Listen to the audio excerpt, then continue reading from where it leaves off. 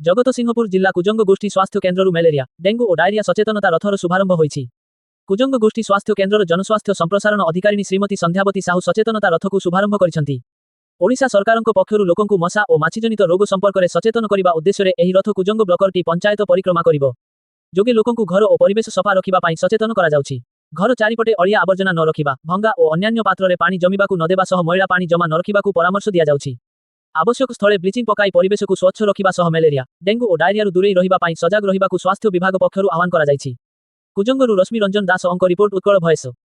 हाँ मु कुजंग गोष्ठी स्वास्थ्य केन्द्र जनस्वास्थ्य अधिकारी संध्यावती साहू आमर बर्तमान वर्षा सीजन चली से मेलेरिया डेंगू डायरिया सन्देह करा लोक काले प्रादुर्भाव कर जेहेतु सबुआडे वाटर लगिंग एरिया ये सहजे आ पानी भी सबुआडे जमी रही से डेंगूर हूँ डेंगू हबार संभावना मेलेरिया हबार संभावना डायरिया हबार भी संभावना जेहेतु पानी जमिकी रही जाऊँगी से सरकार बर्तमान जेहेतु वर्षा सीजन ए वर्ष 2 मास कंटिन्यू वर्षा सारा ओडिशा होची से सरकार योजना मेलेरिया डेंगू डायरिया सचेतनता लोकों को करने सचेतनता रथ सबु ब्लॉक रे बुलूची आज आमर रथ बुलवा आरंभ कला आम Kujang block area under area Kujang block area सबु सेक्टर जीव सबु पीएचसी जीव गाँ को जीव।